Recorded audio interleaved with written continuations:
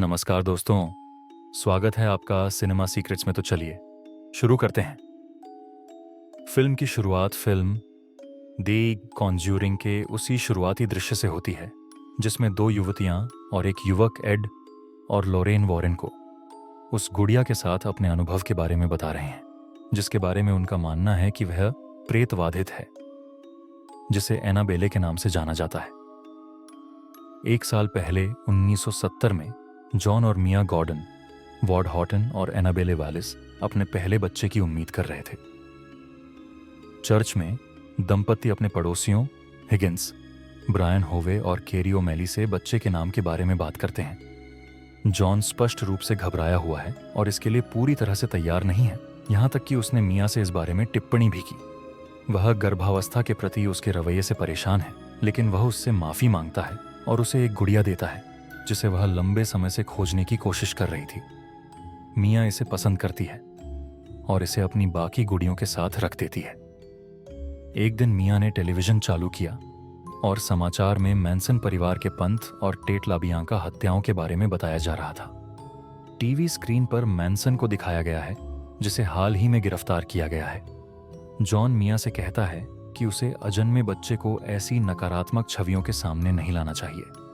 रात में हिगिंस के घर के बगल वाले घर में एक हत्या होती दिखती है। इससे मिया जाग जाती है। वह जॉन को बताती है और वह जांच करने के लिए जाता है। वह खून से लथपथ पड़ोसी के घर से बाहर निकलता है, अपने घर से नहीं। मिया को 911 पर कॉल करने के लिए कहता है। वह कॉल करती है और वापस बाहर जाने ही वाली होती है कि उसे एक आवाज सुनाई देती है जो उसे बताती है कि उसे मिया की गुड़िया पसंद है। यह सुनकर मिया डरकर पीछे हट जाती है और खून से लथपथ एक आदमी कोठरी में उसके पीछे से आता है और उसे चाकू मार देता है। जॉन भागकर अंदर जाता है और उस आदमी से लड़ता है, जबकि एक महिला भी जोड़े पर हमला करने की कोशिश कर रही होती है। पुलिस आती है और आदमी को मार गिराती है, जबकि महिला दूसरे कमरे में खुद को मार लेती है। उसने मिया की नई गुड़िया को पकड़े हुए दीवार पर खून से सना हुआ एक चिन्ह बनाया। उसके खून की एक बूंद गुड़िया के चेहरे पर गिरती है और उसकी आंख में चली जाती है। एक समाचार रिपोर्ट में दिखाया गया है कि हमलावर एनाबेले हिगिंस और उसका प्रेमी थे। उन्होंने उसके माता पिता की हत्या कर दी और कहा जाता है कि वे एक राक्षसी पंथ का हिस्सा थे। डॉक्टरों का कहना है कि मिया का बच्चा ठीक है, लेकिन उसके गर्भाशय ग्रीवा को नुकसान पहुंचा है। उसे गर्भावस्था के शेष समय के लिए बिस्तर पर रहने का आदेश दिया गया है। मिया के ठीक होने तक जॉन उसकी देखभाल करता है। यह सोचकर कि गुड़िया डरावनी है और रहस्यमय घटनाओं से जुड़ी है, मिया जॉन से इसे फेंकने के लिए कहती है। वह इसे बाहर एक कूड़ेदान में डाल देता है। बाद में जॉन मिया के लिए कुछ जिफी पॉपकॉर्न बनाने वाला होता है, जब तक कि वह सो नहीं जाती। अगले दिन मिया सिलाई कर रही होती है और टीवी देख रही होती है, जबकि रसोई में स्टोव अपने आप चालू हो जाता है और जिफी पॉप को गर्म कर देता है। मिया सिलाई मशीन पर अपनी उंगली काट लेती है और उसे संभालती है। उसे पता नहीं चलता कि कब जिफी पॉप में आग लग जाती है। वह धुएं की गंध सूंघती है और आग देखती है। वह घर से बाहर भागने की कोशिश करती है, एक कुर्सी पर ठोकर खाती है, अपने पेट के बल गिरती है। फिर वह रेंगना शुरू करती है, लेकिन फिर एक अदृश्य शक्ति द्वारा खींची जाती है। पुरुषों का एक समूह घर में दौड़ता है और उसे बाहर खींचता है। जॉन, जो अस्पताल में काम करता है, मिया को खोजने के लिए दौड़ता है। उसे कोई चोट नहीं लगी है और इससे भी बढ़कर उसने एक स्वस्थ बच्ची को जन्म दिया है। वे उसका नाम ली रखने का फैसला करते हैं। परिवार एक नए अपार्टमेंट में चला जाता है क्योंकि मिया घर लौटने से डरती है। अपने नए घर में मिया अपनी गुड़िया खोलती है और एक बॉक्स में एक गुड़िया, जिसे यहां से एनाबेले के रूप में संदर्भित किया जाएगा, पाती है। मिया इसे अन्य गुड़ियों के साथ रख देती है। जैसा कि अपेक्षित था, मियाँ और उसके नए बच्चे को और भी अजीबोगरीब गतिविधि परेशान करती हैं। मियाँ दो पड़ोसी बच्चों से मिलती है जो सीढ़ियों पर रंग भर रहे हैं। लड़की अपना परिचय देने की कोशिश करती है, लेकिन उसका भाई उसे मियाँ से कुछ न कहने के लिए कहता है क्योंकि वह एक अजनबी है। जब मियाँ घर लौटती है तो वह बच्चों के चित्र देखती है जिसमें मियाँ द्वारा ली को गाड़ी में घुमाने और उसे एक ट्रक के रास्ते में छोड़ने का निरंतर एनिमेशन दिखाया गया है, जहां ली मर चुकी है। भयभीत मियाँ जॉन को चित्र दिखाती है। एक अन्य अवसर पर मियाँ अकेली होती है और उसे लगता है कि उसने एक छोटी लड़की का भूत देखा है। दरवाजा बंद हो जाता है और लड़की दरवाजे की ओर भागने लगती है। फिर वयस्क एनाबेले हिगिंस में बदल जाती है। वह गायब हो जाती है। मियाँ उस जासूस से संपर्क करती है जिसने उन्हें पहले एनाबेले और उसके प्रेमी द्वारा की गई हत्याओं के बारे में बताया था।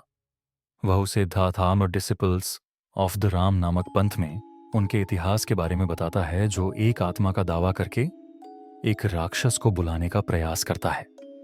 यह उस प्रतीक को भी स्पष्ट करता है जिसे मियाँ देखती रहती है। मियाँ एवलिन अल्फ्रे वुडार्ड नामक एक महिला द्वारा संचालित एक किताब की दुकान पर जाती है। उसे द डेविल्स वेलकम नामक एक किताब मिलती है। उससे मियाँ निर्धारित करती है कि जो उपस्थिति उसे सता रही है वह एक आत्मा चाहती है, ली की।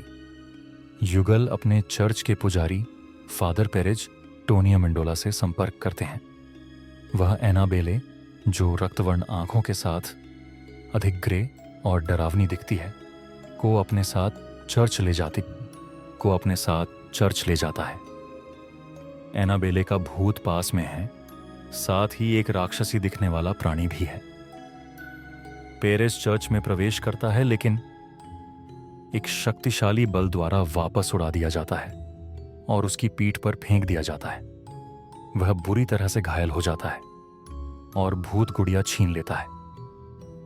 जॉन अस्पताल में पेरेज का इलाज करता है, जबकि मियाँ एवलिन से मिलती है। एवलिन मियाँ को बताती है कि उसकी एक बेटी थी जिसका नाम रूबी था, और जब वह मरी थी तब उसकी उम्र मियाँ के बराबर थी। एवलिन की वजह से हुई कार दुर्घटना में रूबी की मौत हो गई।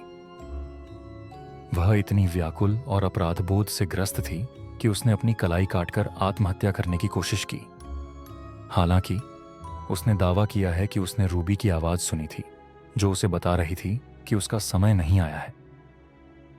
पेरेज ने जॉन को चेतावनी दी कि यह वास्तव में एनाबेले की आत्मा थी जिसने उसे घायल किया, और वह उस रात एक आत्मा ले जाएगी।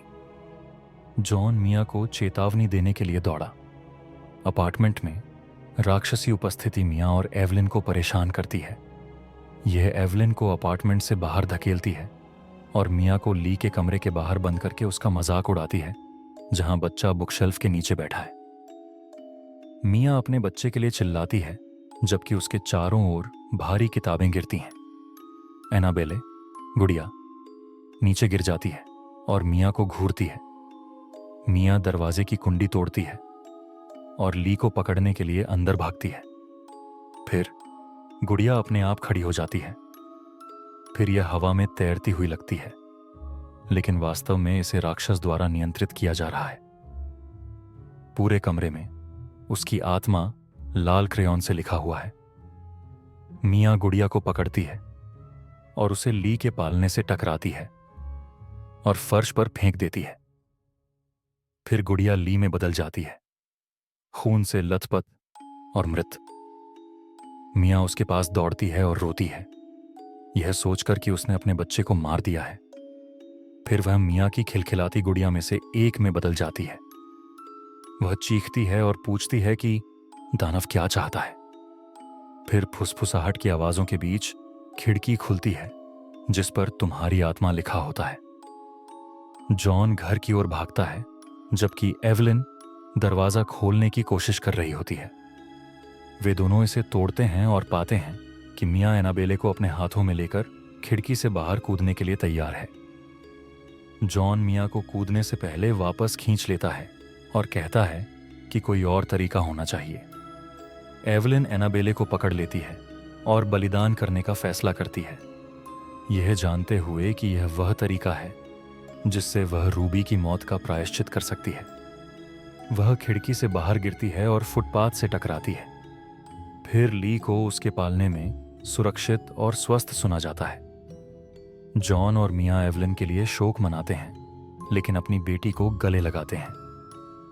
6 महीने बाद गॉर्डन आगे बढ़ चुके हैं और तब से एनाबेले को नहीं देखा है। दूसरी तरफ एक महिला, शुरुआत में लड़कियों में से एक की मां, अपनी बेटी के लिए उपहार की तलाश में एक स्टोर में आती है। फिर उसे एक गुड़िया दिखाई देती है जिसके बारे में कहा जाता है कि वह एक दुर्लभ संग्रहकर्ता की वस्तु है। तभी वह खरीदती है एनाबेले। अंतिम पाठ में कहा गया है कि एनाबेले गुड़िया एड और लॉरेन वॉरेन के छोटे संग्रहालय में एक बक्से में रहती है और इसे महीने में 2 बार एक पुजारी द्वारा आशीर्वाद दिया जाता है। लॉरेन वॉरेन का एक उद्धरण भी है जो कहता है कि बुराई वास्तविक है और जबकि हम इसे रोक सकते हैं, हम इससे कभी छुटकारा नहीं पा सकते। फिर कैमरा एनाबेले पर टिक जाता है जैसे कि वह काले रंग में कटने से पहले कोई कदम उठाएगी। अगर आपको हमारी वीडियो पसंद आई हो तो इसे लाइक करें, अपने दोस्तों के साथ शेयर करें और ऐसे ही और दिलचस्प फिल्मी कहानियों के लिए हमारे चैनल सिनेमा सीक्रेट्स को सब्सक्राइब करना न भूलें।